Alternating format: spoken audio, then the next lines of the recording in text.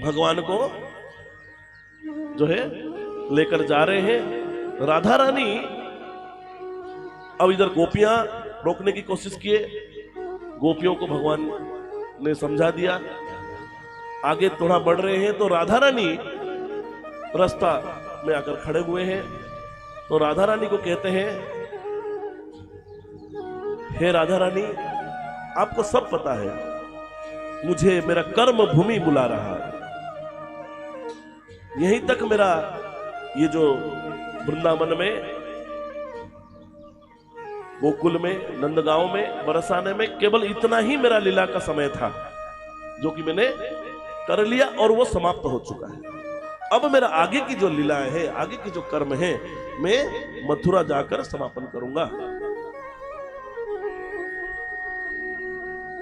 और आप दुखी मत होना,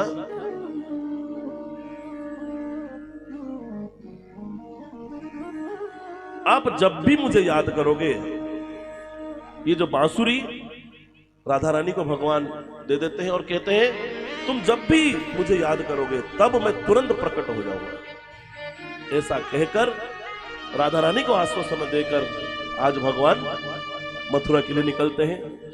मथुरा में प्रवेश करते हैं। आज भगवान के साथ कुछ ग्वाल बाल भी आए हैं। तो ग्वाल बालों के साथ जैसे मथुरा में भगवान प्रवेश करते हैं, मथुरा में इतना बड़ा आयोजन हुआ है जैसे मानो कोई यात्रा का आयोजन हो। अब इस भव्य आयोजन को देखकर ग्वाल बाल कहते हैं, अरे कन्हैया, तुमने तो मुझे, हम लोगों को किसी को भी नहीं बताया कि इतना बड़ा आयोजन है। हमने तो जिस कपड़े में थे उसी कपड़े में आपके साथ आ गए। तो हमें वस्त्र चाहिए, कुछ कपड़े चाहिए।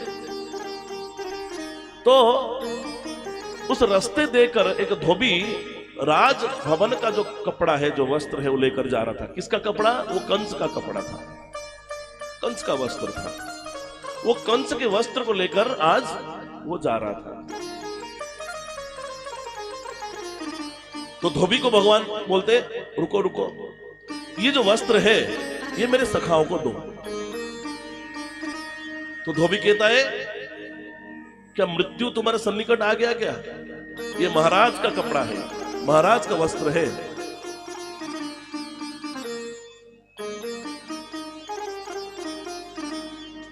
तो भगवान कहते हैं, अच्छा तुम ही हो वो धोबी,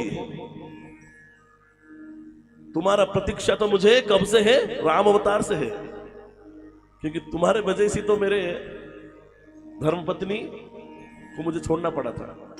अच्छा तुम ही हो, अच्छा।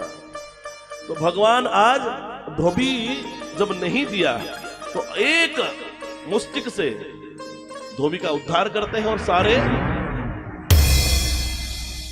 वस्त्र लेकर आज सारे ग्वाल वालों को पहनाते हैं। अब ग्वाल बाल जब पहन रहे, ये तो कंस का कपड़ा है, कंस का वस्त्र है, तो उन्हें छोटा पड़ गया है। यानी इतने बड़े बड़े कपड़े हैं और वो छोटे हैं। तो एक दर्जी के पास जाता है।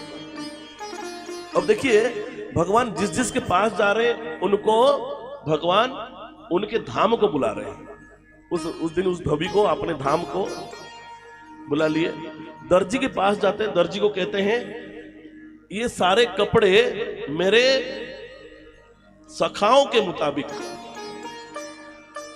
आप सिल कर दो। तो दर्जी ने आज सारे कपड़ा जो कंस का था, सारे कपड़ा, सारे वस्त्र आज उस सखाओं के मुताबिक एक एक वस्त्र को जो है सिल दिया।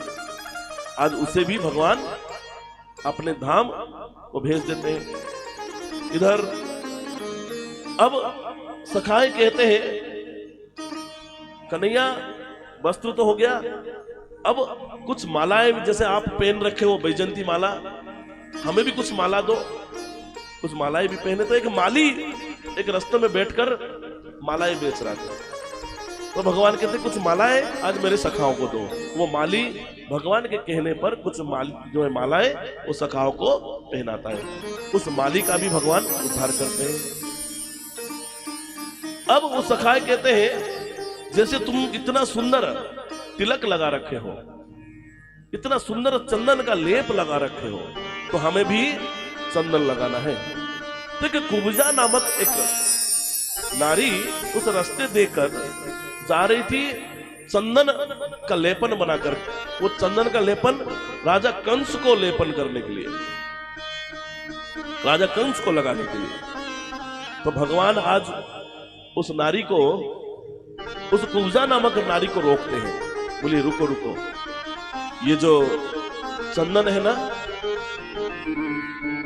ये मेरे सखाओं के समेत मुझे लगाओ। तो भगवान के मस्तक तक उस कुब्जा का हाथ नहीं पहुंच रहा है। बड़ा प्रेम से वो लगाना चाहती है मगर वो हाथ नहीं पहुंच रहा है।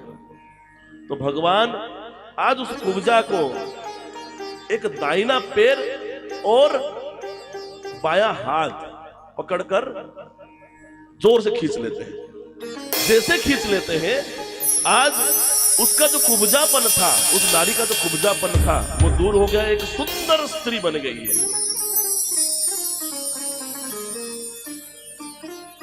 सुंदर स्त्री बन गई है। आज वो स्त्री जो कुब्जा ने भगवान को चंदन का लेपन किया, अब ग्वाल बाल के साथ भगवान आगे बढ़ रहे हैं। तो जो मथुरा का जो मुख्य द्वार है, जो राजमहल का जो मुख्य द्वार है, वहां पर एक धनुष टंगा हुआ था। उस धनुष का मान्यता ऐसा था कि जो भी उस धनुष को हाथ में लेकर तोड़ देगा, वो ही कंस का मृत्यु का कारण बनेगा। वो धनुष स्वयं शिवजी का धनुष था।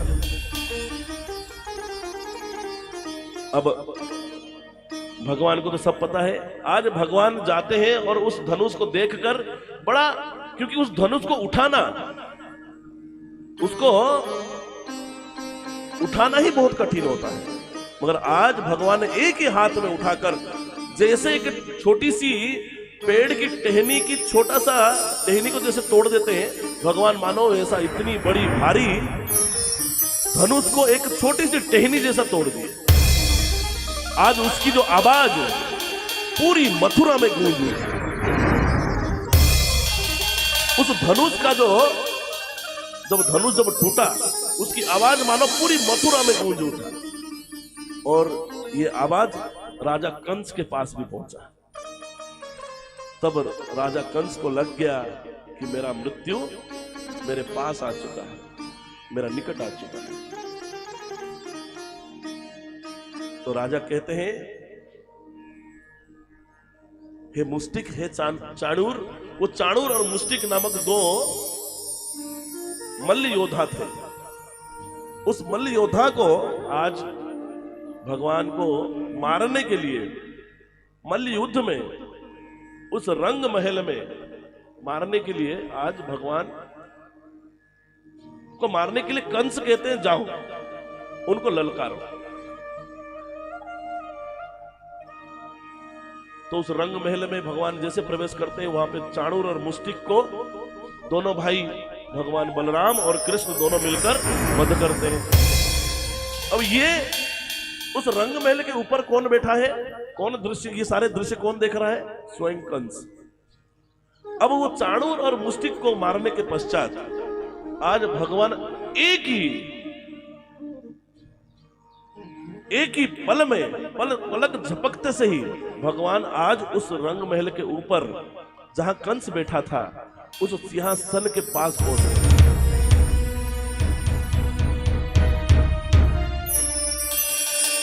और तुरंत कंस के पास पहुंचकर कहते हैं, हे पापी कंस,